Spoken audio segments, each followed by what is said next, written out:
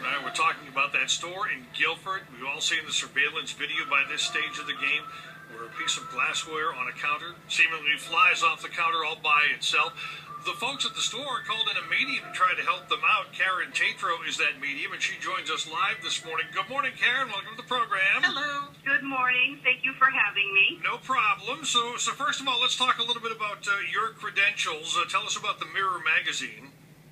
Well, it's an online publication that I started about 5 years ago, and it's a magazine that has half of it's spiritual and half of it's paranormal, and it's just a compromise of my own personal experiences and a place where people can read about different stories that people have, shared experiences, as well as educational for what paranormal teams do, what spirituality people do, and a little bit of everything. All right, and you are the winner of the literary award at the New England Paranormal Awards. I had no idea there was such a thing.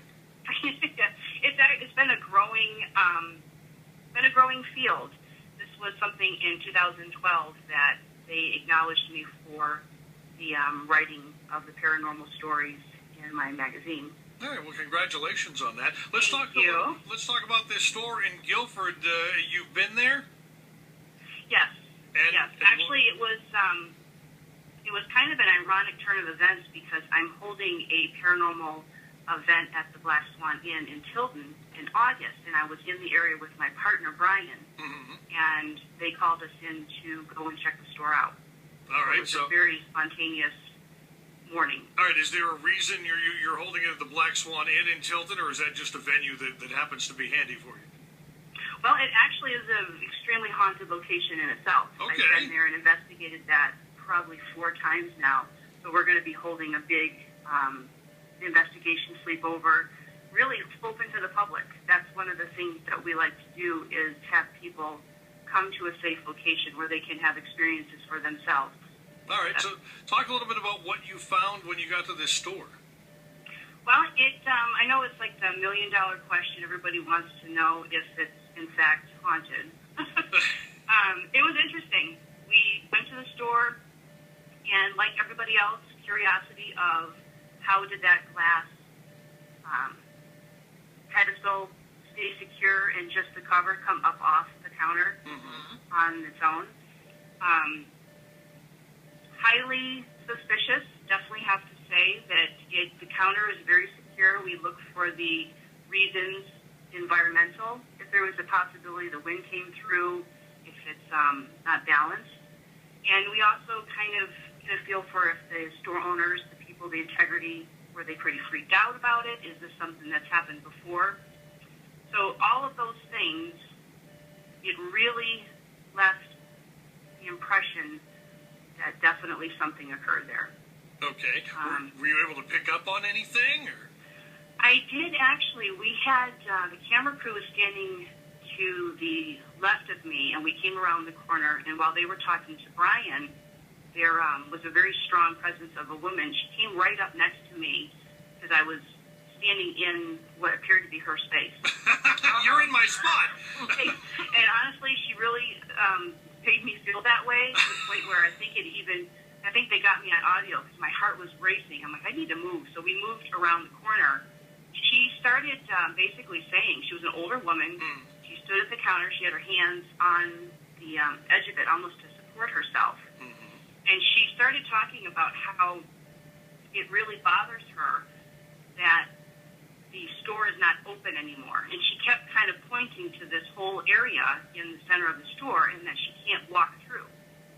So as I basically just went through and walked around and talked about what I was hearing her say, the manager of the store said, well, we did close that off. All right, so for clarification purposes, the store is open for business, but the design has changed and it's no longer wide open spaces inside the store. Okay. Yep.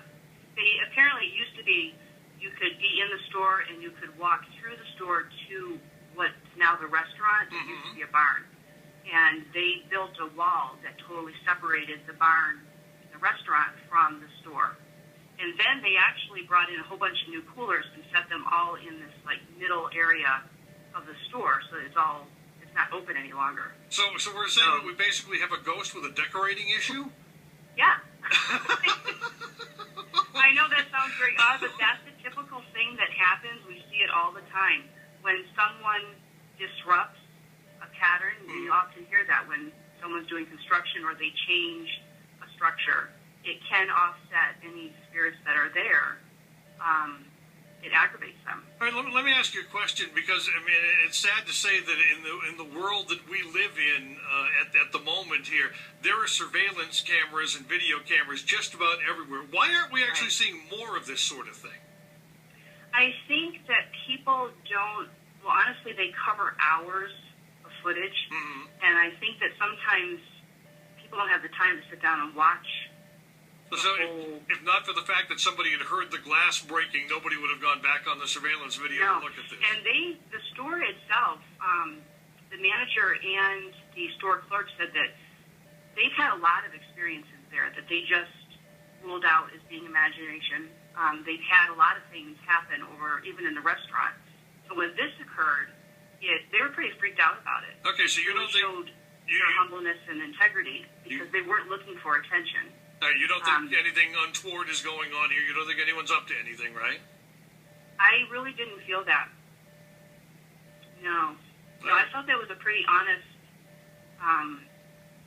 especially Ken, the manager. He was like, I don't know what the big deal is. He kind of was freaky. And so is there a resolution? I mean, because obviously the design of the store is what it is. Did you get a name, by the way, of this older woman? I didn't. And actually what we're going to do is we normally, and that's one of those things that I can't say 100% definitely who the woman is, whether she at one point owned the store. What we'll do is we'll go back in and do more of a thorough investigation. We'll actually communicate with her for a longer time period than just the short time period that I was there, and do the research. We always try to do full research to make sure we can back up what's scientifically being picked up on the tools, and then also what I pick up as being there myself. All right, so how do you get her to stop? How do you get her to stop busting up the place? Well, you kind of really talk to her, explain to her that this is the pattern of the store. Sometimes people will try to put things back to appease.